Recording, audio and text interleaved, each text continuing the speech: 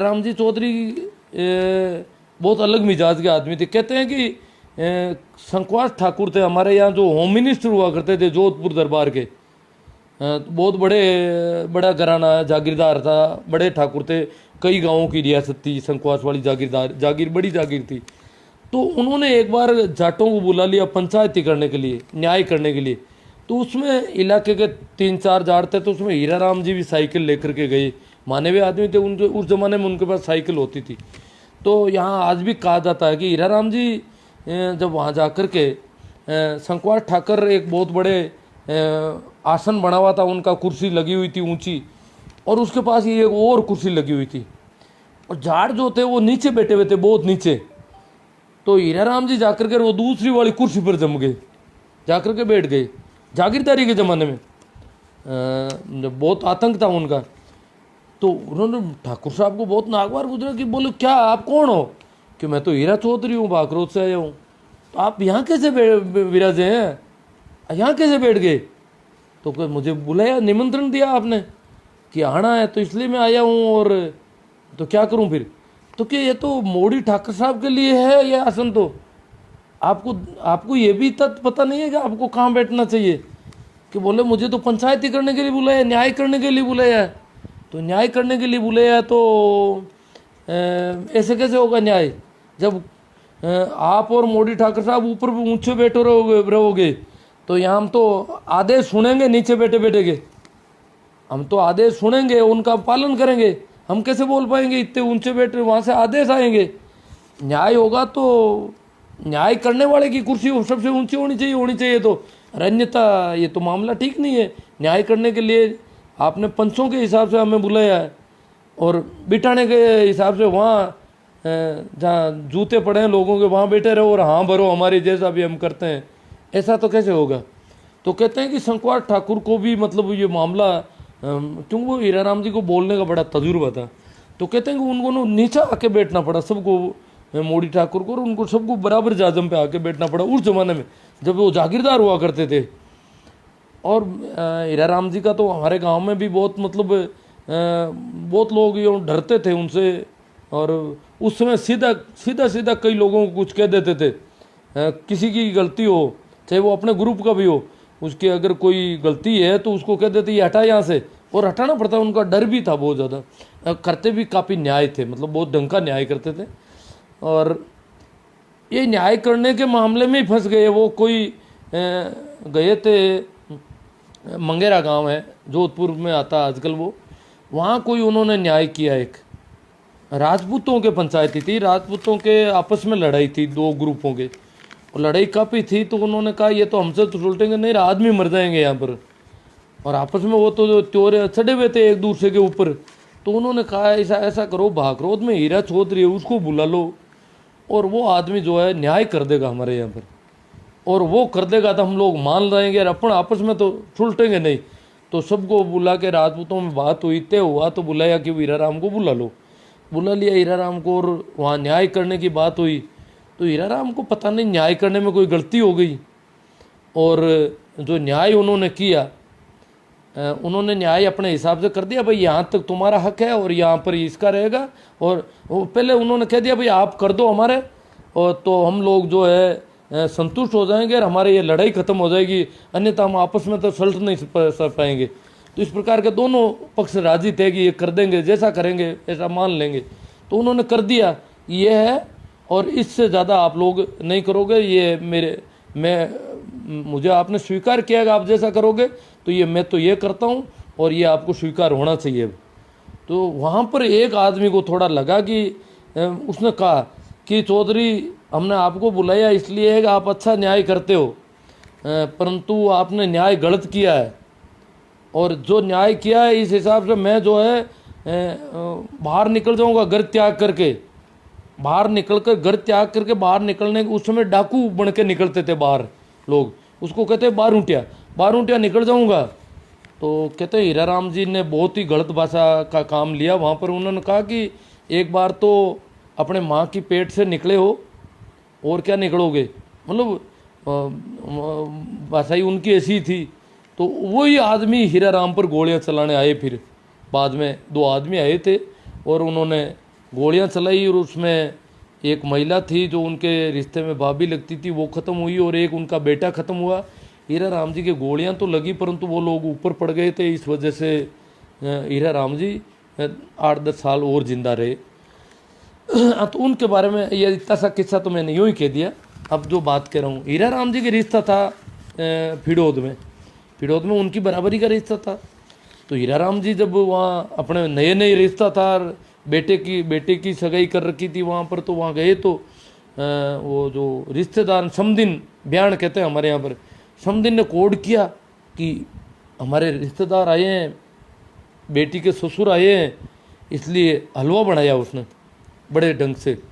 और ये मुझे याद है अच्छी तरह से, जब मैं बचपन में था, छोटा था, और उससे पहले के हलवा इतना ही बनाया जाता था जितना वो खाते थे उनके एक थाली के लिए, बाकी वाले लोग नहीं खाते थे उसमें। इतना यूँ नहीं है कि ज़्यादा बना लिया जैसे मृत्यु भोज में खाओ वैसे खूब खा लो, सभी घर वाले डट के खा लो, ऐसा रिवाज नहीं था सभी जगह लगभग। नंबर 2, ये गेहूं की चपाती भी इतनी बनाते, 1 या 2 वहाँ रख देते, बाकी वाले दूसरे बाजरे की सोगरी, मतलब ऐसा था। और हलवा अगर थोड़ा बहुत कोई ज़्यादा ही होती माँ, तो थोड़ा सा उसमें से बच्चे के लिए, थोड़ा सा अपने बच्चे के लिए अलग से रख लेती रोटी पर, और बाकी वाला वो पूरी जो कढ़ाई होती थी हलवा बनाने की, वो पूरी उसमें उल्टी कर देते थे थाली में, इतना ही तो बनता था। तो वो हीरा राम जी बैठ गए खाने के लिए, तो चौकी लगा दी उनके, और जो उनके रिश्तेदार थे वो रसोई में से वो हलवा थाली में से हलवा लेकर के आए। मैं यहाँ में मारवाड़ी भी यूज़ लूँगा थोड़ी। तो वो हलवा लेकर के आए, तो जो ही वो नीचे बैठने लगे, बैठ ही गए थे, तो हीरा राम जी ने कह दिया कि मैं तो अकेला ही खाता हूँ, मैं साथ में भोजन नहीं करता किसी के, अकेला बैठ कर खाता हूँ, इसलिए मैं ये तो नहीं बैठेगा, मैं अकेला ही खाऊंगा। तो उसने रिश्तेदार ने, वो तो पहले से नाप कर रखा था कि इसमें आधे से ज़्यादा हलवा मुझे खाना है, क्योंकि ये तो रिश्तेदार है, इसलिए यहाँ थोड़ी शर्म आएगी, हमारे घर में ज़्यादा छोटे छोटे कोर लेगा और मैं इसमें से ज़्यादा खा लूँगा। उसने तो आधे से ज़्यादा तक अपना हिस्सा तय कर रखा था जब रसोई से लेके आया तब से वो तो, और ये कह रहा अकेला खाऊंगा। तो कुछ ने कहा रुको रुको रुको, मैं अंदर से एक बर्तन लाता हूँ और मेरा इसमें से हिस्सा निकाल देता हूँ। और कहते हैं उसने अपना हिस्सा निकाला हलवे में से, क्योंकि उसको पता था कि अंदर तो जो ये हलवा था वो पूरा इधर आ गया। और जब उसने पूरा मन में कर लिया कि इतना खाऊंगा तो खाऊंगा तो कैसे खाऊंगा, तो पूरा बैठा हुआ उठा और हलवा लाके उन्होंने खाया। ये एक घटना, मतलब इतना कम बनाने का रिवाज। रिश्तेदार आते तो भी जो उनके साथ में बैठ कर खाता ना वो खा लेती है। हमारे यहाँ भी रिवाज है, तो कई बार जब भाइयों के अलग होते और उनके हिस्से बांटते, खेत बाड़े घर, तो उसमें से कुछ लोग ये कहते आज तक मैं भेड़ों कौन बैठी हो कोई घनाइत के। जब भी रिश्तेदार आया तो उनके साथ बैठकर मैंने भोजन नहीं किया कभी आज तक। क्या बात करते हो, मतलब साथ बैठ के भोजन नहीं किया, साथ बैठकर नहीं किया तो इसका मतलब कभी मीठा खाया ही नहीं घर पे। तो वही मृत्यु भोज में वहाँ कहीं खाया हो तो खाया हो, बाकी तो खाने का काम ही नहीं पड़ा। जो साथ बैठ कर खाता उसके बारे में क्या, वो तो भेड़ो बैठा आवत त्योहार का ना था, रिश्तेदार के साथ बैठ के खाता तो कुछ घी भी खींच लेता है, मीठा भी मिल जाता है थोड़ा बहुत, वो घी गुड़ लगा हुआ घी वो सारा। क्योंकि पहले के ज़माने में गुड़ भी बिल्कुल शेर जाते थे तो कोई शेर भरे गुड़ लाते थे, वो भी कोई भैंस को देना होता था, बैल को देना होता था, या कोई ऐसा कोई ज़रूरी के लिए। बाकी वो कई दिन तक पड़ा रहता था और वो ख़राब होने लगता तब तक वो खाते थे। इस प्रकार गुड़ चीनी तो बहुत बाद में शुरू हुई, चीनी तो थी नहीं गाँव में।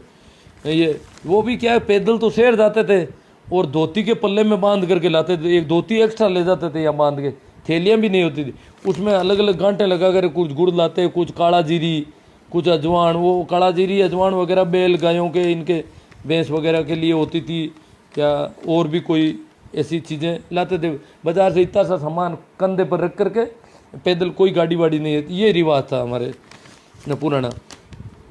तो भेड़ा बैठन को भी बहुत, मैं एक छोटी और घटना सुनाऊँ मैंने। एक हमारे हम जब मृत्युबोध का आंदोलन करता तो कई ऐसे किस्से कहानियाँ आते रहते थे, हम चर्चाएं चलती थी, खूब मीटिंगें होती थी। तो वहाँ एक विश्नोई जी थे, रामरतन जी विश्नोई, पत्रकार हुआ करते थे,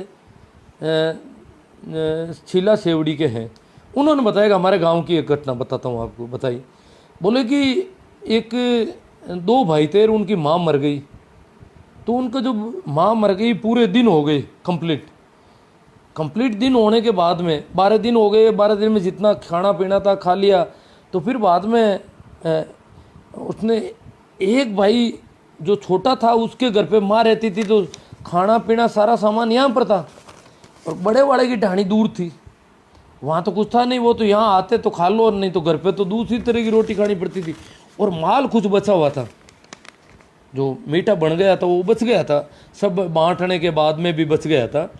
तो अब बड़े भाई को, जो यहाँ बेटा तो यहाँ रहता था, वो ज़्यादा बड़ा भाई तो घर जाता ही नहीं था, पर उसके बच्चे वगैरह औरतें घर पे जाती थी, वो उस पर दबाव बनाती थी कि बंटवारा करो जल्दी से जल्दी और हिसाब किताब कंप्लीट करो, क्योंकि हम तो यहाँ पर मीठा वहाँ से ला नहीं सकते बंटवारा हुए बिना। तो यूँ करके वो बंटवारे का जोर रोज उस पर दबाव देते। वो यहाँ कहता कि बंटवारा करो। अब देखो सब रिश्तेदार बिखर गए, सब चले गए, 1-2 फूफार वो बुआर कोई ऐसे थे, उनको कहा कि अब हमारे हिस्से बांट दो। और तो फिर हिसाब कर लिया, पैसों का हिसाब हुआ, सब चीज़ों का हिसाब हो गया। फिर कहा कि ये जो बचा हुआ जो बूंदियार, ये जो नुक्ती पकौड़ी, जो भी सामान बचा है, इसका भी आधा आधा हिस्सा करो। तो इसमें सबने एकदम से कहा नहीं साहब, ये तो आधा आधा नहीं होगा। कि क्यों? कि ये तो अभी तो यहाँ तो लोग आएंगे, वहाँ तो कोई आएंगे नहीं आपकी डाणी में, यहाँ तो लोग आएंगे। क्योंकि लोग, इलाके के लोग बड़े जानते हैं कि इतना बचा हुआ है, जब तक बचा हुआ रहता तब तक आना बंद नहीं करते हैं। 12 दिन तो खाते ही हैं, उसके बाद में भी वो सांत्वना देने के लिए आते ही रहते हैं, 2-3 महीने 4 महीने तक। उनको पता है वहाँ अभी बचा हुआ है तो डोडा भी लेंगे, चाय भी पियेंगे, ये भी खाएंगे आराम से, बहाना तो ही, अन्यथा तो जा नहीं सकते किसी घर पे, ऐसे तो कैसे जाओगे। तो इस प्रकार जब तक बचा हुआ है तब तक तो आने वालों का बड़ा जोर रहता है। तो उन्होंने कहा भाई यहाँ तो अभी रिश्तेदार आएंगे, इसलिए आप वहाँ ले जाओगे तो फिर यहाँ तो लोग तो यहाँ आएंगे, वहाँ पर कैसे ले जाओगे आधा। तो फिर उसने अपनी पत्नी को और उनको तो जान दिया, उसने जो बात की, तो जो रिश्तेदार आएंगे ना तो उनके साथ मैं बैठूंगा, साथ में थाली में मैं बैठूंगा उनमें। उसने ये शर्त रख दी, चलो बंटवारा भले ही मत करो, उनके साथ भी मैं बैठूंगा। मतलब साथ में बैठने का भी बड़ा गजब का। एक कहानी और कहता हूँ मैं कि एक बार एक जमाई आ गए, सासू के जमाई आ गए। तो सासू ने, उसमें खींच बनता था शाम को रोटी बनती नहीं थी हमारे पूरे इलाके में शाम को, क्योंकि रोटी बनाए तो अनाज ज़्यादा लगता था। और ये जागीरदारी के ज़माने में तो शाम को राबड़ी बनती थी, दिन में सुबह खींच बनता था। रोटी तो थी नहीं, बिल्कुल बहुत नहीं के बराबर, क्योंकि अनाज को ज़्यादा से ज़्यादा बचाना था। खींच बनाने का मतलब है 25% या 20% अनाज से ही पेट भर जाता है खींच से, और राबड़ी बनाओगे तो 10% से ही पेट भर जाता है, 10 या 5% से ही। अनाज बहुत कम खर्च होता है, तो अनाज तो इतना ही मिलता था, जागीरदार सारे लोग ले लेते तो थोड़ा ही बचता था बेचारों के पास। इतने आज की तरह उन्नत बीज भी नहीं थे उनके पास। तो खींच बना रखा था पावना के लिए। तो उसने कहा भाई पावना आया तो घी डालना पड़ेगा इसमें थोड़ा। गुड़ अगर वो थाग नहीं था वो अलग बात है, घी का जो बर्तन होता है, छोटा सा पोट होता है ऐसा, इससे थोड़ा अलग तरह का।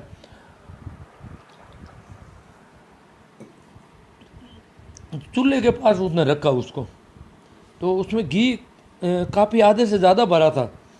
तो आसपास का घी जो है पिघल गया, बीच का घी बच गया, आसपास का पिघला हुआ था। तो उसने सोचा कि पिघला हुआ घी है वो इसमें डाल दूंगी खींच में। तो उसने यूं धीरे धीरे पिघला हुआ डाल रही थी, नाप रही थी कि पावना के कितना डालूं कितना नहीं डालूं, यूं कर रही थी। इतने में वो जो बीच में जो घी था वो बिना पिघला हुआ, खींच तो गर्म ही था अंदर, वो सारा ही गिर गया उसमें खींच में। अब उसकी समस्या होगी, गर्म खींच वो हाथ से भी उससे निकला नहीं, मामला अटक गया। अब क्या करे, ये जमाई खा जाएगा सारा घी, इतना घी खाएगा ये, तो मामला तो उसका तो बेटा नहीं।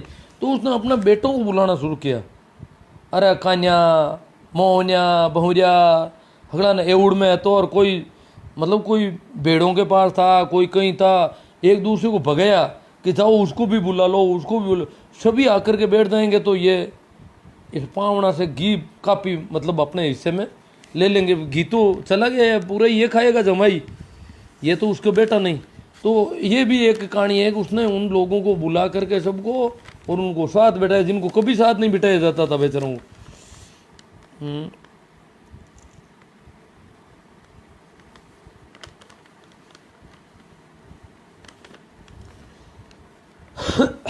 तो ऐसी एक और घटना छोटी सी कह देता हूँ। और तो ये कहानियाँ मैं कहता रहता था मृत्युबोध के, जो हमारा एक ग्रुप था, तो ये चर्चाएं चल रही थी। संयोग की बात है, हमारे यहाँ ढाडरिया कला में एक बहुत बड़ा मृत्युबोध, बड़ा तो उस समय तो बड़ा नहीं, उन्होंने एक पहले बहुत बड़ा मृत्युबोध कर रखा था, जो शायद इस इलाके का बड़ा मृत्युबोध कहा जाता है।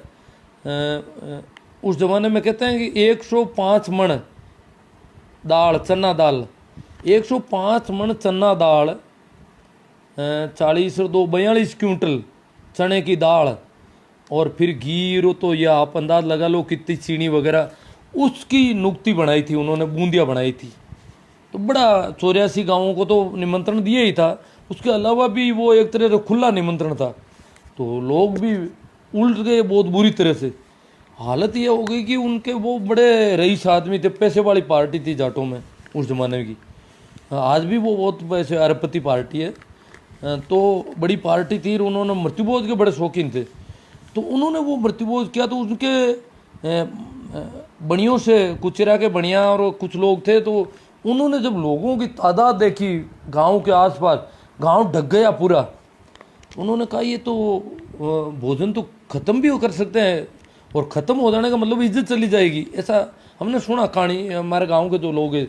तो उन्होंने क्या, वो 3 ट्रकों में माल डाला हुआ था, नुक्ति 3 ट्रकें भरी हुई थी। तो उन्होंने ट्रकों के ऊपर पानी डालना शुरू किया, और पानी और चीनी की चाशनी मिला करके, मीठी करके, और उस नुक्ति के अंदर वो बहुत ज़्यादा मीठा डाला उसमें, ताकि लोग ये ख़त्म नहीं कर दे, कहीं मीठा ज़्यादा रहेगा तो ये खाई नहीं जाएगी। तो इस प्रकार का करना पड़ा, क्योंकि अचानक तो इतनी अब बन नहीं पाएगी, वो तो काफ़ी टाइम में बनी थी पहले, और लोग तो अचानक ही सुबह आना शुरू हुए, जू ही आना शुरू हुए, ज़्यादा दिखाई दिए थे, एकदम उनके पैर छूट गए। तो उनका फिर तो बड़े मृत्युबोधों के कलाकार थे, इतना बड़ा मृत्युबोध किया था। तो उनके हरदीन राम जी थे मंडा, उनकी पत्नी के पीछे किया था वो मृत्युबोध। अब वो खुद एक्सपायर हुए थे शायद, नहीं बाद में पता नहीं कौन हुआ, ये मैं भूल गया था। उनकी पत्नी, दूसरी पत्नी एक्सपायर हुई थी, 2 पत्नियां थी शायद, ऐसा मुझे याद है।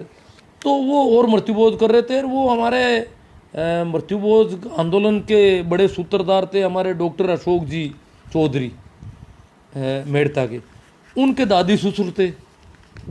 तो अशोक जी भी आ गए नागौर, और नागौर में काफ़ी लोग इकट्ठे हुए कि मृत्युबोध ये तो करेंगे ही, और वो उस समय आंदोलन चरम पर था। तो फिर बोले कि भाई कलेक्ट्रेट के सामने धरना दो और आमरण अनशन करो। तो आमरण अनशन किया और धरना दिया। उस धरने के दरमियान यहाँ से एक ग्रुप वहाँ गया, कि भाई समझाने के लिए जाते हैं, उनसे बात तो करके आते हैं, चर्चा करके आते हैं, और प्रशासन पर पूरा दबाव बनाया कि प्रशासन को इसे हर हालत में रोकना है। ये ऐसा कुछ हुआ। वहाँ गए, उसमें तो मैं नहीं गया था साथ में, तो हम पीछे बातें कर रहे थे हम तो यहाँ हम बैठे थे, बातें कर रहे थे। तो वहाँ से जो लोग आए, उन्होंने जो बात की वो बड़ी अजीब है, आप सुनोगे तो बड़ा यूँ लगेगा कि ये क्या मामला है।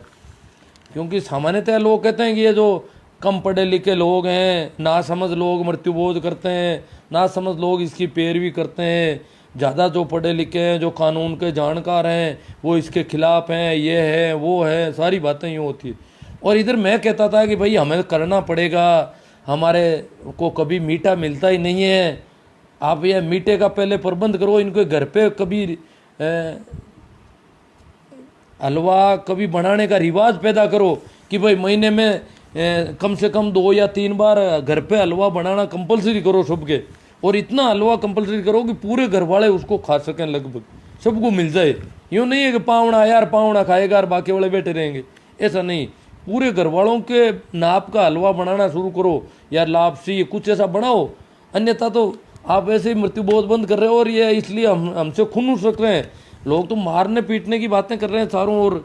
कोई कह रहे हैं हड्डियां तोड़ देंगे, कोई कह रहे हैं पैर तोड़ देंगे इनके, कोई कुछ कह रहे हैं।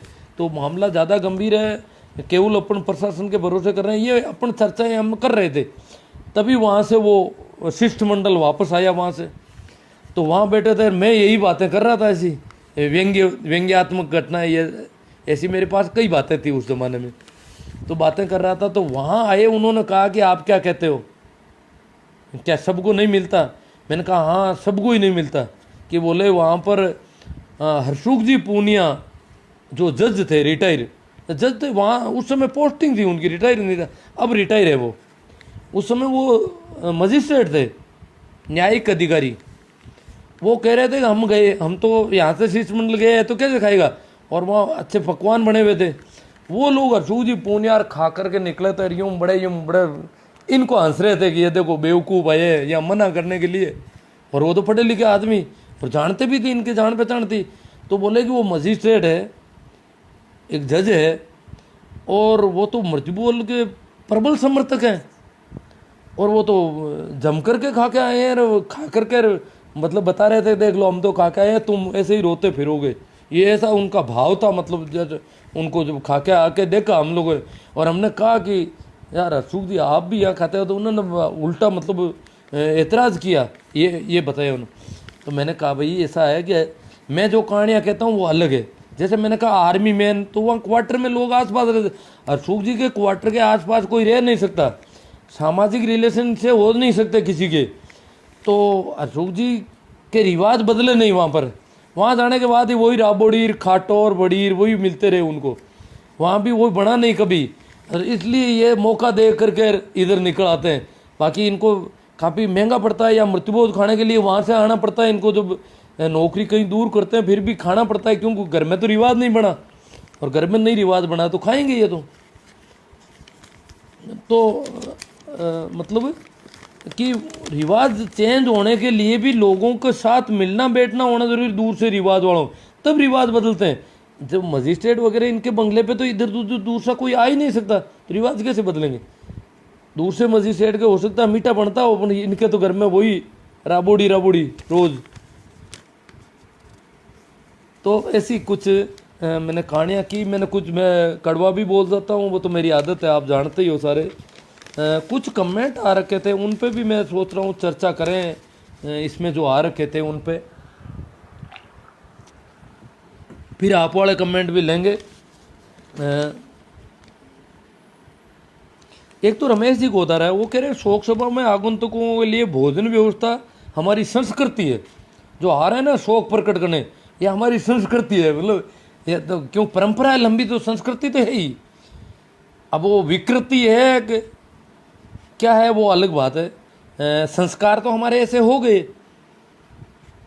बुरे संस्कार है तो भी है ही वो तो संस्कृति है, अतिथि परंपरा है। ये बास गांव, कांकड़ पट्टी, ये सब बंद होना चाहिए। तो यार संस्कृति तो कांकड़ पट्टी की भी है, और जब संस्कृति है तो संस्कृति का पालन तो अच्छी तरीके से करना चाहिए या कम करना चाहिए, ये समझ में नहीं आ रहा है इनका। संस्कृति तो कांकड़ पट्टी वाली करेंगे।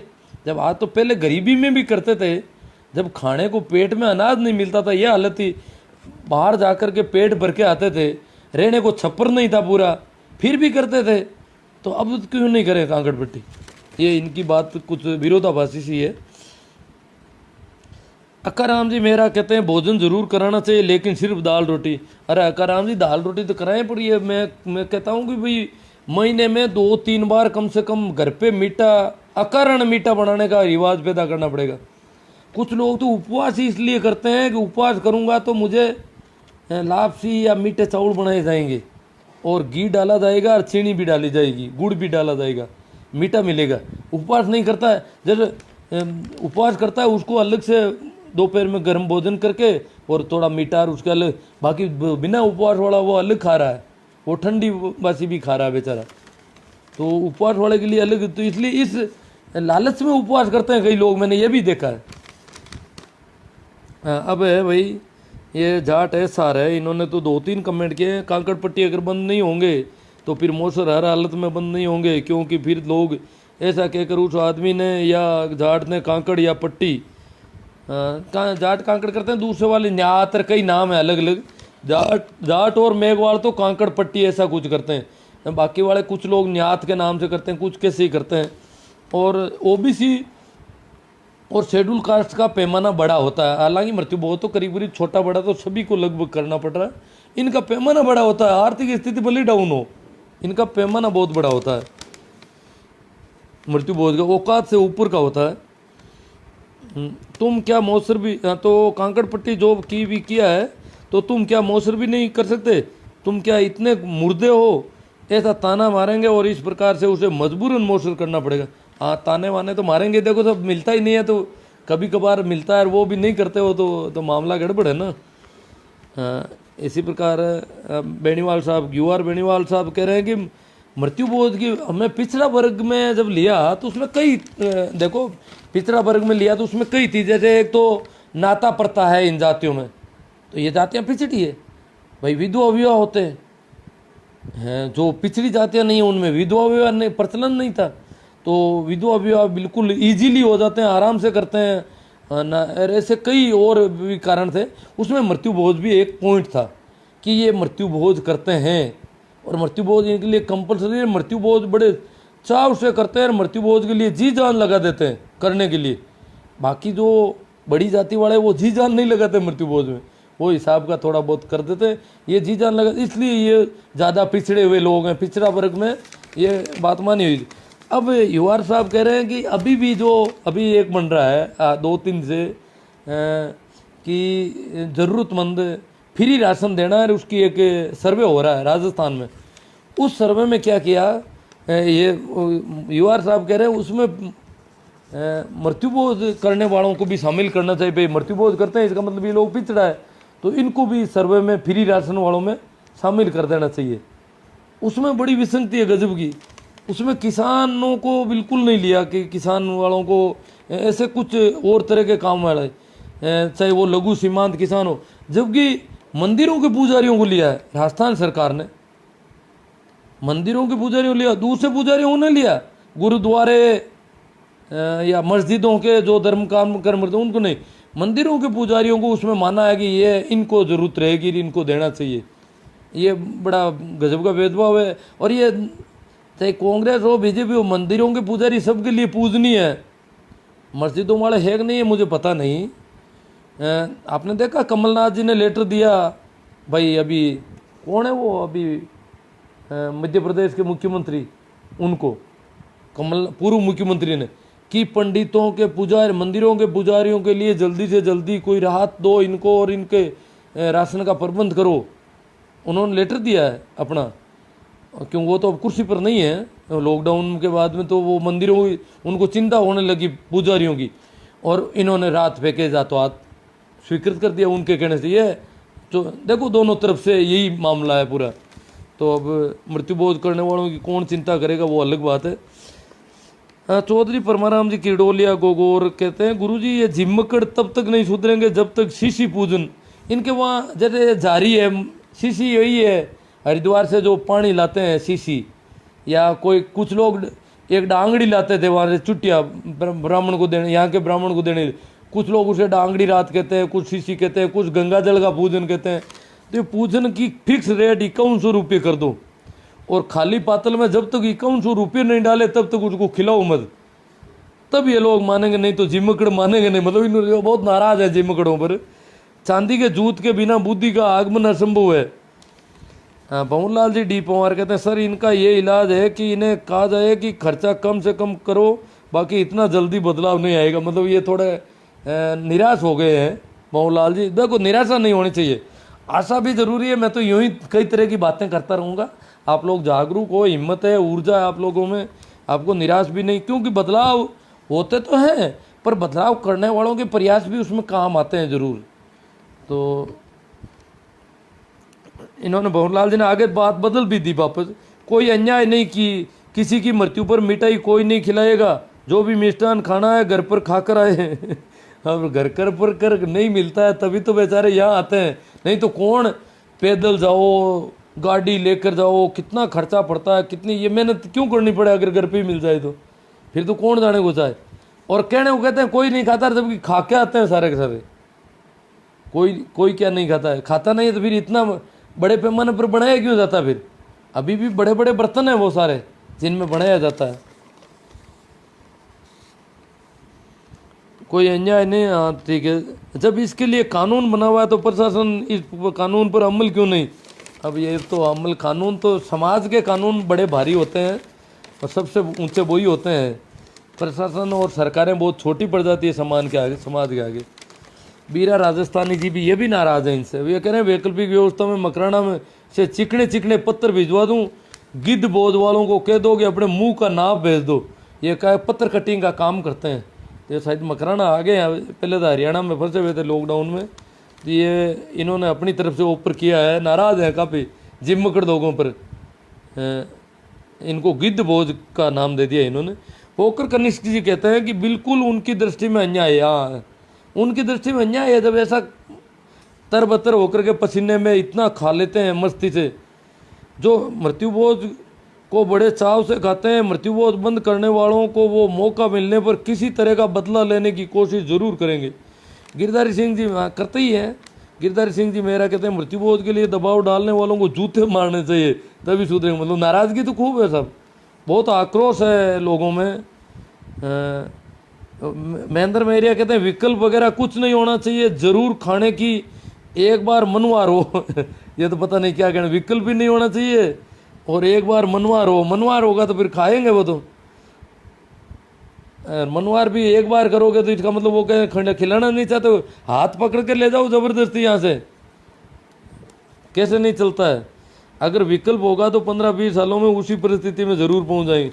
नेमा शरण कहते हैं वैकल्पिक परिस्थितियां इस प्रकार घड़ी गई है कि समाज के पंच कह जाने वाले लोग मृत्युबोध और अफीम को अपनी निजी लोभ का स्थायी आधार दे दिया। देखो स्थायी आधार है, एक और ध्यान रखना, निजी लोग बहुत बड़ी बात कह दी इन्होंने। और जिन्होंने भी इसको ज़्यादा इनको बारीकी से देखा है उनको काफ़ी चीज़ें मिली है। तो मृत्युबोध जहाँ होता है, जहाँ कोई मर जाता है, वहाँ से लोग जो डोडा वगैरह पड़ा रहता है ना, अफीम वगैरह, उसमें से चाहे जो किसी को पूछने की जरूरत नहीं है, डब्बे और भरे पड़ते हैं, उनमें से लेकर के अपनी जेब भर लो भले ही, या पॉलीथीन की थैली में डाल लो।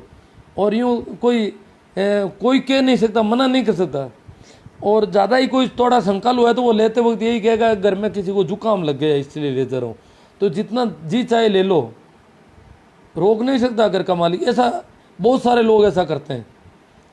और ये ढाणियों के इलाके में तो मुझे पता नहीं, हमारे तो पुराने ज़माने में, अब तो नहीं होता इतना। तो पहले तो क्या होता था, एक घर बाड़े आसपास हैं सबके, तो ऊपर से भरे हुए बर्तन मिलते नहीं थे पूरे वापस, नुक्ती के हलवे के भरे हुए इधर उधर दूर से बाड़ों में घरों में पहुंचा दिए जाते थे। रात के अंधेरे में लोग इधर उधर भी कर देते थे, ये भोजन बना हुआ भाई। और ये क्या, अच्छा मैंने ये भी देखा है, चाय की थैली ये पड़े रहते हैं ना चाय बना, वहाँ से चाय की थैली को जेब में डाल कर घर ले जाओ। कोई बोल नहीं सकते, क्यों घर वाले तो वहाँ नज़र भी तो नहीं रख सकते इन चीज़ों की। बिल्कुल घर वालों के लिए तो बिल्कुल नीची गर्दन रखो और चुपचाप जैसा हो रहा है कुछ नहीं बोलना है। अभी आपका मुंह खून से भरा हुआ है, जैसे कि उन्होंने खून कर दिया अपने बाप का या माँ का, इस प्रकार उनको सारा ऐसा दबाव बना हुआ रहता पूरा कि बोलोगे नहीं बिगड़ जाएगा सारा मामला, लोग नाराज़ होकर भाग जाएंगे। किसी को कुछ नहीं कहना है, जितना होता है होने दो। मतलब घर ऐसे हो जाता है जैसे घर उनका है ही नहीं। घर के अंदर ठेठ भंडार गृह में, रसोई में कोई भी आता है जाता है, जैसे ये कोई सार्वजनिक स्थल हो, घर के ठेठ अंदर तक लोग बैठे मिलते हैं। क्या कर रहे हो गया, इलायची खोज रहा हूँ और ये कर रहा हूँ, चाहे जहाँ निकल जाते हैं घुस जाते हैं, कोई कहने वाला नहीं उनको। एक आदमी मरते ही इतनी यह हालत हो जाती है कि कोई बोल नहीं सकता उनसे कुछ। तो इनका स्थायी आधार है, इनके निजी लाभ है, स्थायी आधार है। क्योंकि जैसे अफीम वगैरह 12 दिन नहीं खाते हैं, 2-3 महीने तक रेगुलर आते ही रहते हैं। तो जब तक वो उठ के भाग नहीं जाए वहाँ से, कोई दूसरा बहाना नहीं मिल जाए या कोई त्यौहार नहीं आ जाए, उनको छोड़ते नहीं है। अब ये परंपरा हमारे समाज को मकड़ी के जाले की तरह जकड़ चुकी है। भुक्कड़ है, इन्होंने इसको भुक्कड़ नाम दिया है। जी महाराज को भुक्कड़ नहीं, रोटी तो मिलती है इनको, पर वो मीठे वाली बीमारी ज़्यादा लग रही मुझे। और नशेड़ी इस परंपरा को जारी रखने के लिए ये सब ना करने वालों को बेइज्जती करके खुनुस निकालते हैं।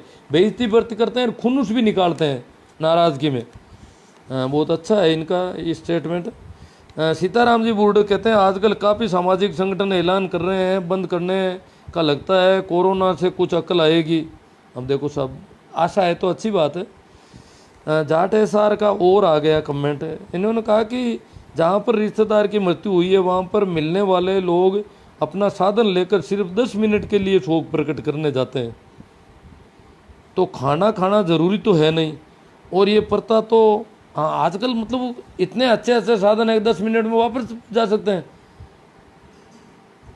तो ज़रूरी भी नहीं है ऐसा देखा जाए तो। पर खाना खाना तो जरूरी नहीं, 10 मिनट में जाकर के वापस आ सकता, आराम का मामला है। परंतु पहले के ज़माने में तो हो सकता है लोग पैदल जाते थे तो उनको कुछ और कुछ खिचड़ा वगैरह, खिचड़ा ही था शुरू में, तो खिचड़ा खिलाया जाता था इनको, कुछ नहीं पेट भरते थे। खिचड़ा भी खिलाना बड़ी भारी बात मानी जाती थी। खिचड़ा और राबड़ी नाम है, पुराने नाम तो राबड़ी है, राबड़ी करूंगा मैं। गाँव वालों को बुला करके आज भी कहते हैं कुछ लोग कि भाई राबड़ी पाओ सबने, मतलब राबड़ी पिलाते थे। फिर खिचड़ा शुरू हुआ, फिर लापसी हो गई गुड़ की, फिर चीनी आई, हलवा हुआ, अब आज तो पता नहीं क्या क्या हो रहा है। ये प्रथा वैसे भी सरकार की प्रतिबंधित है, अब भी हम सभी मूर्खतापूर्ण कार्य कर रहे हैं। इन्होंने कहा भाई हम सभी ऐसा कर तो रहे हैं मूर्खतापूर्ण, तो हम सभी को सोचना है इस बारे में। सोचना ही नहीं है बल्कि ग्रुप बनाए जावें और पहल करके समाज को आदर्श, मतलब काफ़ी गंभीर है और ये तो बड़े योजनाबद्ध ढंग से करना चाहते हैं। अच्छी बात है ये तो, ऐसी कुछ बातें आज मैंने कर ली। अब मैं सोचता हूँ कि कुछ आपके जो कमेंट आए हैं उन पे भी थोड़ी थोड़ी बात भी होनी चाहिए। आवाज़ तो आ रही होगी, आज आवाज़ ठीक आई है कि नहीं आई है, इसका भी थोड़ा कमेंट कर देना ताकि मुझे पता रहे कि ये ईयरफोन लगाना ठीक है क्या। हाँ ये है, इसका माइक है ना। रिश्तेदारी में कोई करता है उसके भी नहीं जाना चाहिए। हाँ सही बात है। धनखड़ साहब शायद झुंझुनू और उधर से होंगे। हमारे इलाके में धनखड़ थोड़े कम है। 12 दिन के बजाय 5 या 7 दिन करने चाहिए। अब दिन क्या है, यहाँ तो महीनों तक एक छोटा दरवाज़ा खुला रखना पड़ता है लोगों को, बेचारों को बहुत दिक्कतें हैं। दिन तो जैसे विष्णुयों में बहुत कम दिन होते हैं, पर भोजन का तो कोई वो मृत्यु भोज का पैमाना बहुत बड़ा होता है। पूरे दिन से दिन फिर वो बाद में आना जाना लोग छोड़ते नहीं हैं उनके घर पे। ये कुरीति अपने आखिरी सांस ले रही है, ये बात सही है धनखड़ साहब। ये तो मामला तो, क्योंकि शेखावाटी ने तो लगभग इससे निजात पा लिया है और गंगानगर की भी कंडीशन अच्छी है। ये मुख्य रूप से तो मारवाड़ी इसमें फंसा हुआ है पूरी तरह से। आपके पता नहीं कहाँ चले जाते हैं कमेंट। चलो नीचे करता हूँ। आप मेरे से बात करना, ओम प्रकाश जी मेरिया कहना चाहते हैं कुछ। मूलाराम जल्दी ये प्रथा मिटना बहुत मुश्किल है परिवार में। नहीं ऐसे निराश नहीं होना चाहिए। अब काफ़ी गुंजाइश बन रही है। परिवार में 1-2 सदस्य के न चाहने से कुछ नहीं होता। बहुमत की जीत, बहुमत तो खैर है, ये बात तो सही है। बहुमत तो हो जाए तब तो जीत अपने आप को, फिर तो करना ही क्या है, वो तो हो ही जाता है। बहुमत तो अगर खाना छोड़ने वालों का भी काफ़ी अच्छा हो जाए ना, अगर 15% आदमी खाना छोड़ दे अगर मारवाड़ में, तो ये बंद समझो, क्योंकि वो फिर उनको शर्म आएगी। वो बैठने जाएंगे वहाँ पर और कहेंगे हम नहीं खाएंगे, हम नहीं खाते जी, फिर उनकी हालत ख़राब होगी। फिर वो बाता तोड़ी करेंगे, अरे खींचेंगे, अरे क्यों नहीं खाते, अरे ये कोई यार वो करेंगे। फिर पर उनके फिर रोज़ वो शर्मिंदा होना पड़ेगा धीरे धीरे उन लोगों को। ऐसे लोग अगर हो जाएंगे तो। हाँ भाई, किस्तूर जी शुरू ही कहते हैं अधिकांश रिश्तेदार आस पास के होते हैं, शीघ्र आने जाने के संसाधन भी लाते हैं। मेरे विचार से तो खाने का त्याग करना उचित है। कोई खाना चाहे तो उनको घर में रोज़ खाए जाने वाला भोजन कराया जा सकता है। रोज़ खाया जाने वाला में तो वो नाराज़ है, वो कह रहे हैं फिर कोई नहीं आएगा। रोज़ जो घर पे सब्जी रोटी की बात कर रहे हैं तो वो तो बहुत नाराज़ होते हैं। फिर अंत्येष्टि में क्यों जाए कोई, ऐसा अगर करोगे तो कोई नहीं आएगा। भूखे थोड़ी बैठे हैं, रोज़ घर पे ही मिलती है दाल रोटी, सबके घर पे है रोटी, तो किसके घर पे नहीं है जो वहाँ जाएंगे। बैठे रहना घर वाले अकेले ही, कोई नहीं आएगा फिर। ये तो पूरा नाराज है साहब उससे तो वो। हाँ भाई, आत्माराम जी पारिक कह रहे हैं कोई कलंक नहीं है, ऐसे आयोजन में ही हम अपने संपूर्ण समाज व कुटुंब को याद करते हैं। हाँ, इन्होंने कहा भाई ये कलंक नहीं है, आप इसको कलंक मत कहो। संपूर्ण परिवार आ जाता है ऐसे मौके पर, उनको याद कर लिया जाता है, नहीं तो हम भूल जाते हैं सबको। ये इनका अपना है। संस्कृति वालों ने ही मरा दिया गुरुजी मृत्यु बोझ कैलाश राव कह रहे। पारिक साहब नेगेटिव विचारधारा के हैं कोई। हाँ भाई, मूलाराम ने आजकल हमारे बीकानेर में एक नया रिवाज प्रचलन में आ रहा है। कुछ लोग मृत्युबोध के नाम पर मृतक के घर का पानी भी नहीं पीते हैं, खुद के घर काम पड़ने पर मिठाई नहीं बनाते हैं, लेकिन 12वें दिन बाजार से मिठाई लाते हैं। और जब मिठाई बनानी ही नहीं है तो बाजार से क्यों? वो कोई बात नहीं, वो बाजार से थोड़ी लाते होंगे, या तो कुछ और लोग बच्चे हैं ना अभी खाने वाले, उनके लिए करनी पड़ती होगी। गमी में उदासीन भोजन ही ठीक है, जो आते हैं उनको चाय पानी पिलाकर जीवात्मा के नाम पर राम राम जब माला देकर करावे हैं। कांकड़ पट्टी क्या है? पवार साहब, पवन कुमार जी पूछे। कांकड़ पट्टी, कांकड़ का तो मतलब होता है कि सीमावर्ती गांवों को बुलाया जाए, पूरे आमंत्रित किया जाए, जो उस गांव की सीमा लगने वाले गांव, सीमाएं टच करने वाले। और पट्टी का मतलब होता है पट्टी यहाँ कहीं 44 गांव है, कहीं 80 गांव है, कहीं 100 गांव है, कहीं 50 है, कहीं 35 है, कहीं 32 है। इस प्रकार गांवों का समूह है, उन गांवों को, पूरे गांवों को बुलाना पड़ता है।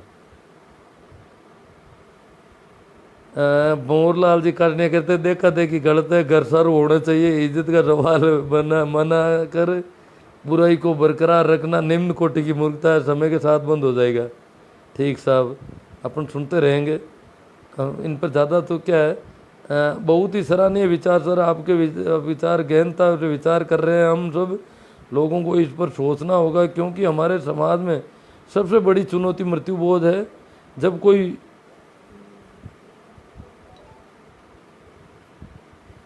जो किया उसको भूलो और आगे की सुध ले, बीती ताई विचार दे। वाह भाई, किस्तूर जी सिरोही कहते हैं आगे बढ़ो, जो गलतियां हो गई उनको छोड़ो। मैं तो इस पे थोड़ा दृष्टिपात कर रहा हूँ कि ऐसा ऐतिहासिक मामला है हमारा। हाँ, शिवराज सिंह नाम बाबा याद आ गया मुझे। चोरी छुपे कर रहे हैं, हाँ चोरियाँ करते हैं, मृत्युबोध में आराम से कर सकते हैं।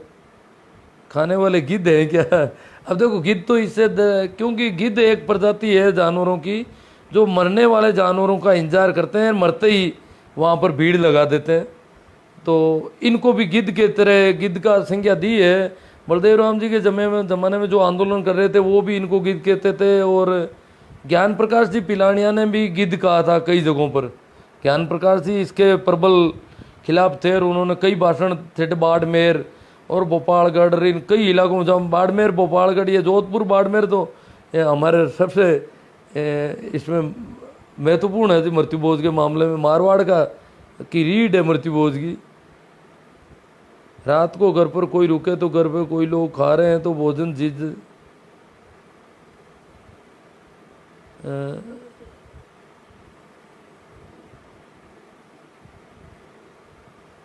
लगे रहे हैं। बलदाव करने की पहल में आज नहीं तो कल होगा। हाँ, बाड़मेर के गोदारा जी बहुत हिम्मत है साहब ओमराज जी की। बाड़मेर में अगर इतनी आशा रखते हैं तो अच्छी बात है। पुरानी बातें थी, अब उस तरफ उधर ध्यान मत दो। कीर्तुर जी पुरानी बातों से नाराज़ हो रहे हैं ना सर, सिस्टम होना चाहिए। मैंने यूँ ही चर्चा कर ली बताने के लिए आपको। गुरुजी अच्छा मौका है, प्रयास सार्थक होगा। राम राम साहब, आप माँ दे देने वाले हो, जाट फिड़ोदा, आप मान दे देने वाले हो। मूलाराम जी मेघवाल, मृत्युबोध खाना छोड़ना भी मामूली बात नहीं है। कुछ लोग तो हाथ पकड़ कर खींचते हैं और कहते हैं कि थोड़ा सा तो खाना ही पड़ेगा। बिल्कुल इच्छा न होने पर ज़्यादातर लोगों को मृत्युबोध खाना पड़ता है। मृत्युबोध ऐसा ही चलेगा। हाँ, जानी सी कह रहे हैं। सुभाष जलवानिया, राम राम साहब, ठीक है। काफ़ी कमेंट इधर उधर हो गए, बहुत शानदार गुरुजी, राम राम साहब। टाणु सुधारण है वेजी में बेण दो। सुभाष जी कह रहे हैं टाणु सुधार किए भोपालगढ़ में रहते हैं। और नाट सर गारासनी पुराने ज़माने में कहते हैं ये बहुत ज़्यादा काफ़ी अच्छा अनाज उठा लेते थे मृत्युबोध में। बड़ा सबसे ज़्यादा मृत्यु बोध में जहाँ अनाज लगता था उन गाँवों में है इनका गांव। हमारे यहाँ के अड़ोस पड़ोस के हिसाब से देखा जाए तो मुहिम जारी रखो आज नहीं तो कल वगैरह। हमारे गांव में 50 अफीम जी ऐसे हैं जो कांकड़ पट्टी में सीखे हुए हैं, लेकिन अब पागल कुत्तों की तरह इधर उधर मुंह मार रहे हैं। हाँ, ये कांकड़ पट्टी का दोष है, अरे सीख जाते हैं बेचारे, ज़्यादा दिन वहाँ रहते हैं तो। कांकड़ पट्टी क्या है जी? ये तो आगे ही बात है। मृत्यु बोध पर जितना विरोध किया जाए उतना कम है गुरु जी, किशन गोपाल जी कह रहे हैं। कांकड़ पट्टी में मृत्यु बोध के अवसर पर 5-10 गाँव लोगों को भोजन कराया जाता है। नहीं, कांकड़ में कम गांव है, पट्टी में तो ज़्यादा है गांव। सही आ रही है आवाज़, एकदम अच्छी आ रही है गुरु जी, तो अच्छा ये कल से ये रखूँगा। और क्या साहब, आप भी बात बहुत सही है। हाँ, ये त्यौहार का सिस्टम क्या है गुरु जी? बाद में और शुरू कर देते हैं गिद्ध भोज खा के भी, बाद में और शुरू कर देते हैं। हाँ, आजकल होली दिवाली पर भी और भोजन करना पड़ता है। जिसके घर पे मर गया ना, उसको होली दिवाली पर और मीठा भोजन बनाना पड़ता है आने वाले लोगों के लिए। वो उसकी बात कर रहे होंगे शायद। 84 गाँव में जिमाते थे पहले, शिवनारायण जी मेघवाड़ कहते हैं। हाँ, ये मेघवाड़ों में और जाटों में इनमें पट्टी होती थी शायद, और तो पट्टी वाला रिवाज नहीं था। बाकी वाले भी करते थे, गांव तो उनके भी होते थे, वो न्यात या नाम दूसरा था उनका, ऐसा जहाँ तक मुझे याद है। बंटी जी कह रहे हैं साहब आवाज़ आ रही है। कृष्ण गोपाल आवाज़ ज़ोरदार आ रही है, आवाज़ सही आ रही है सब। हाँ ठीक है, धन्यवाद साहब। अब शुरुआत खिचड़ी से होती है, 12 दिन तक सातों पकवान बन जाते हैं। हाँ आवाज़ ठीक है। फिर यह कपड़ा ही ले जाते हैं हमारे इधर, दरिया कपड़ा भी ही ले जाते हैं। हाँ, कुछ भी ले सकते हैं जी, खाना तो किसी को भी नहीं मरने के पीछे। आवाज़ बहुत मधुर है। नागौर जिला तो सबसे अग्रणी है मृत्यु बोध में गुरुदेव। नहीं, हमसे भी तेज है साहब। हाँ, जोधपुर को और तो हम देखते हैं तो हमें नीचा देखना पड़ता है, हम छोटे पड़ते हैं उनको देखें तो। और फिर बाड़मेर, लगभग नागौर भी काफ़ी है ऐसे। नागौर में जिला क्या है कि नागौर से इधर हम तो जोधपुर की छाया में थोड़े, उधर थोड़ा हिसाब का डीडवाना और उधर कुछ अमन साइड में थोड़ा उधर फेंकावाटी का असर पड़ रहा है कुछ इलाकों में।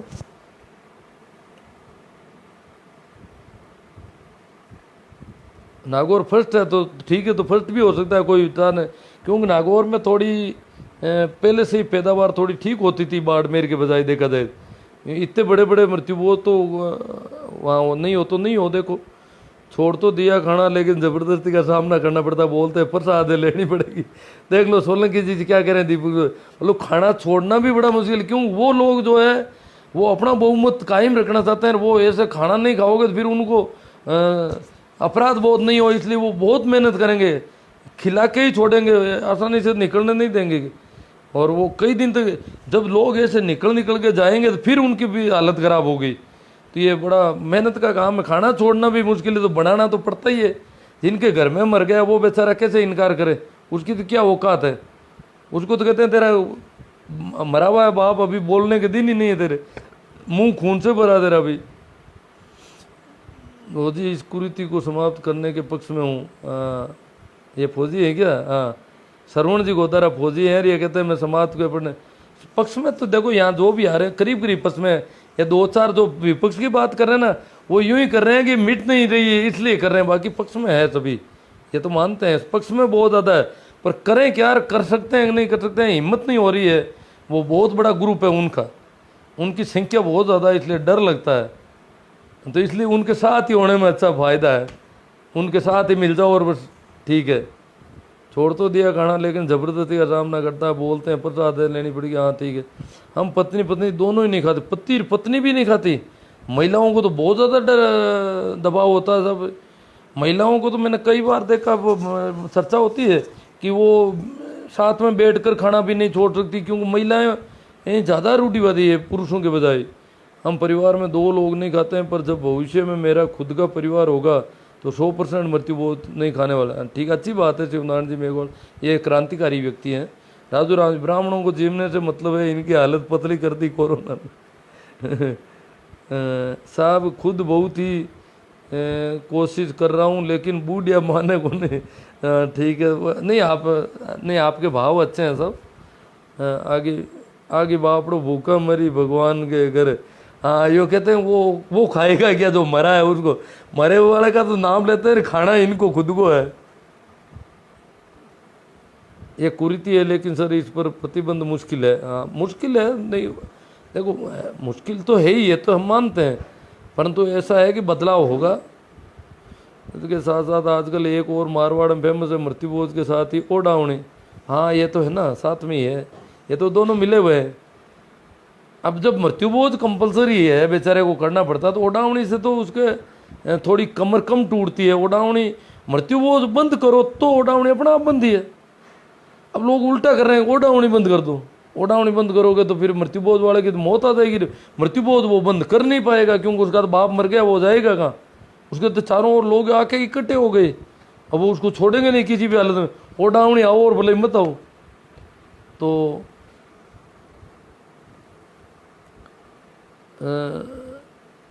हाँ, संत रामपाल जी महाराज के शिष्य राजूराम जी काला नहीं करते मृत्यु भोज, 100% बहिष्कार करते हैं।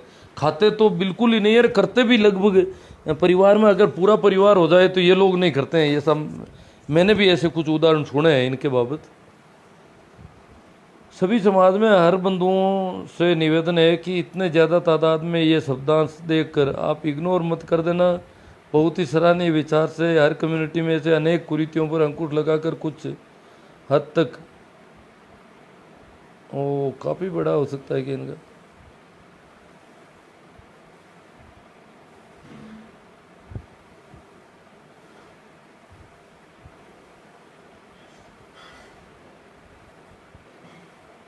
ज़्यादा बड़ा इतना कैसे लिख दिया इन्होंने? कुछ हद तक देख रहे आप इग्नोर मत करना, सराहनीय विचार है। हर कम्युनिटी में ऐसी अनेक कुरीतियों पर अंकुश लगाकर कुछ हद तक ही नहीं बल्कि सभी समाजों में प्रत्येक आदमी, प्रत्येक परिवार आज की खुशी के जीवन में व्यापन कर रहा है। बहुत ज़्यादा खुशियाँ और चाहेगी, क्योंकि ग्रामीण परिवेश में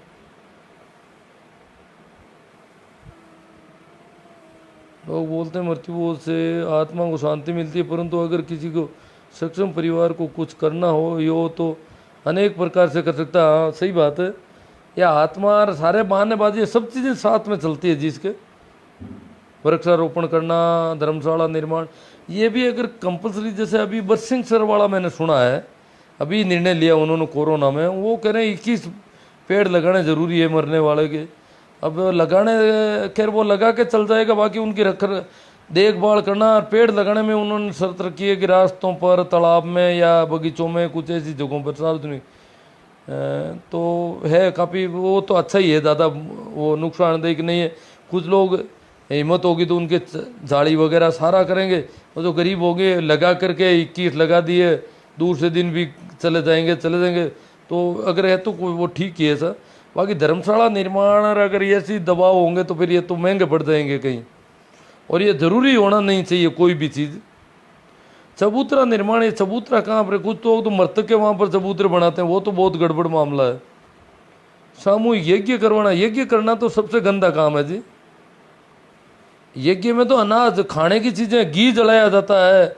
एक तो देखो, जिस बच्चे का दूध था बेचारे का, उसका दूध तो उसको बच्चे से छीन लिया हमने, फिर उसका घी निकाला और घी को जला रहे हैं, जबकि वो दूध और घी बना था उस बच्चे के लिए। जो माँ के दूध प्रकृति देती है तो बच्चे के लिए देती है, तुम्हारे जलाने के लिए नहीं देती है। ये बहुत गंदा काम है यज्ञ करने वाला। तो घी को जला देते हैं, तिल को जला देते हैं, सरसों को जला देते हैं, खाद्य पदार्थ जलाते हैं जो खाने के लिए काम आने चाहिए लोगों के, तो जला, उसको आग के हवाले कर देते हैं।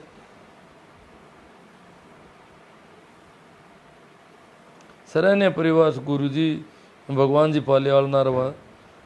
समाज के पंच और जो नशेड़ी लोग हैं वो तो इसके सबसे बड़ी वजह है साहब। दीपक जी सोलंकी, छोड़ तो दिया साहब खाना, ज़बरदस्ती का सामना करना पड़ता। कोई बात नहीं, मृत्यु भोज एक कलंक है। इस फोटो को गौर से देखिए। बहुत से लोग क्या, दरअसल इनके पिताजी की मृत्यु के बाद गांव के पंचों ने मिलकर ज़बरदस्ती मृत्यु भोज करवाया।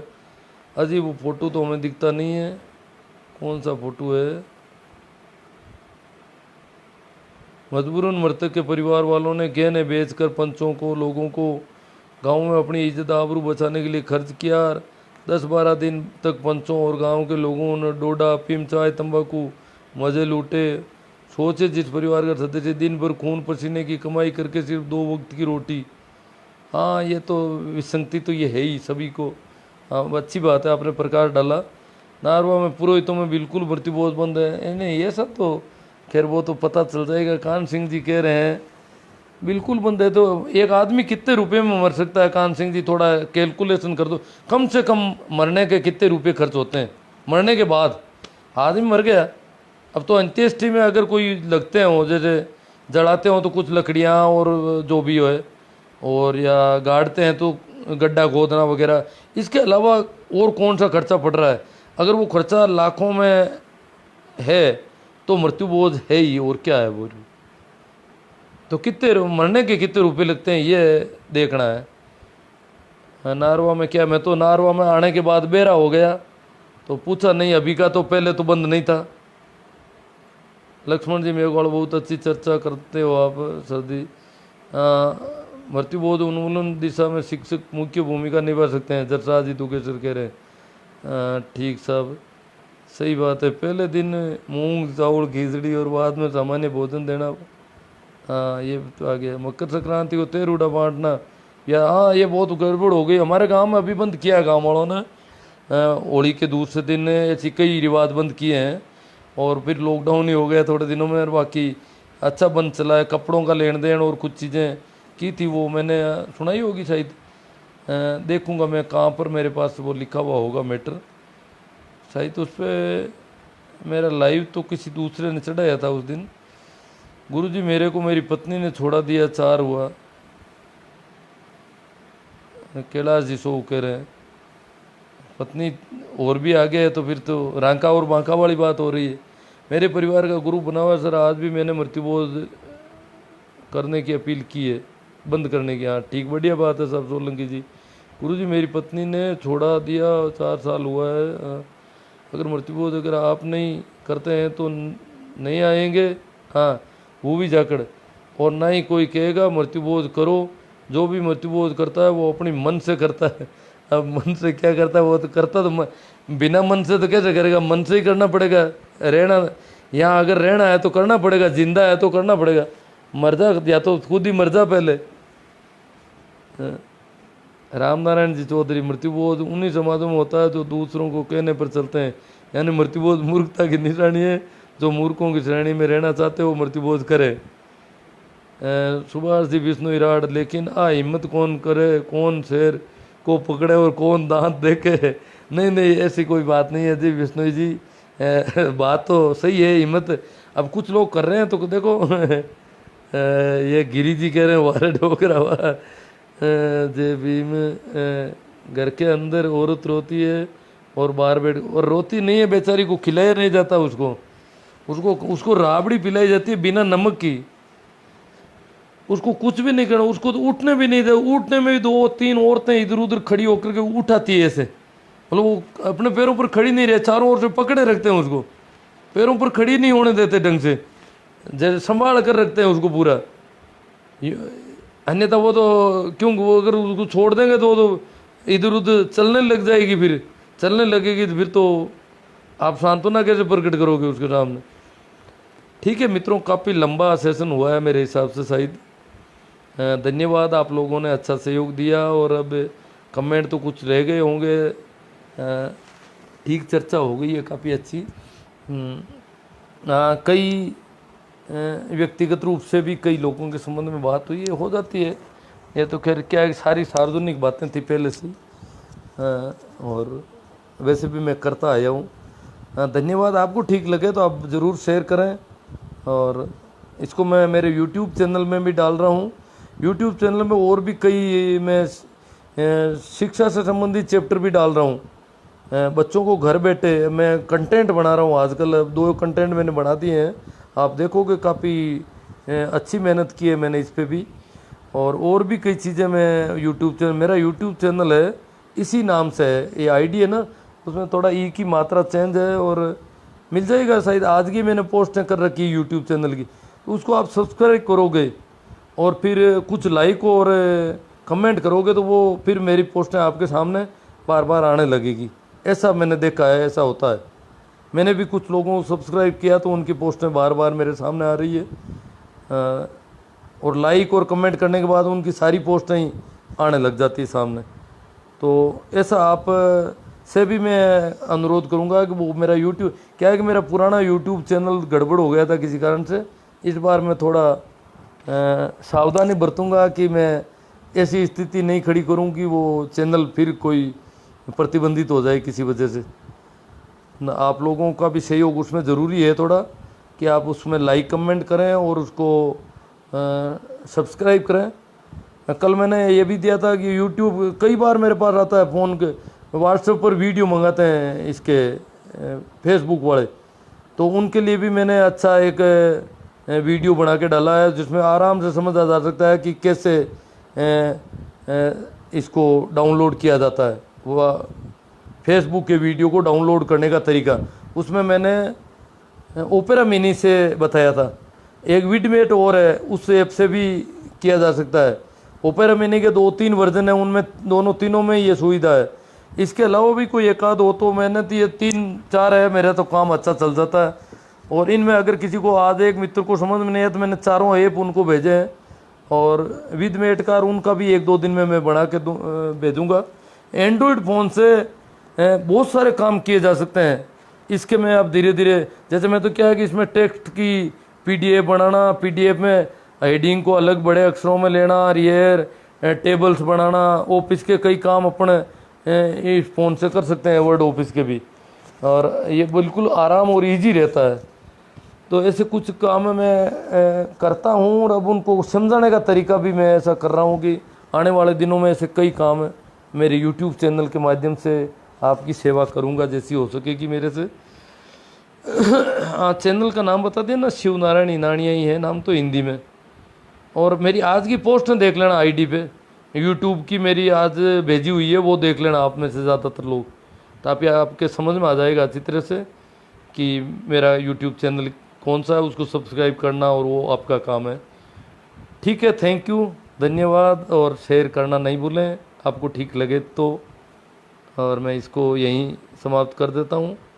हाँ, लिंक देखो हिम्मत जी साहब, सभी को समझ में आ गया होगा कि लिंक मेरी आज की इस फेसबुक आईडी पे, आप थोड़ा पीछे जाओगे तो आज मैंने 5 पोस्टें भेजी है यूट्यूब की, मेरी पुरानी जो मारवाड़ी रचनाओं की भी है, तो उनको देखोगे तो अपना आप सब्सक्राइब करना, लाइक और कमेंट वो सारे हो जाएंगे। फिर आपके सामने मेरी सारी यूट्यूब की, अभी मैंने ये तो अभी खोला ही है यूट्यूब, नया ही चैनल बनाया थोड़े दिनों में, कुछ ही दिनों में, और इसकी भी मैं सीख भी रहा हूँ इसके संबंध में थोड़ा बहुत, जितना सीख सकता हूँ। देखो मेरा अपनी हिसाब से कर रहा हूँ, अतापच्ची तो कर रहा हूँ, क्योंकि आंखें अभी है, तब तक आप लोगों से थोड़ा कर रहा हूँ ऐसा। ठीक है साहब, धन्यवाद।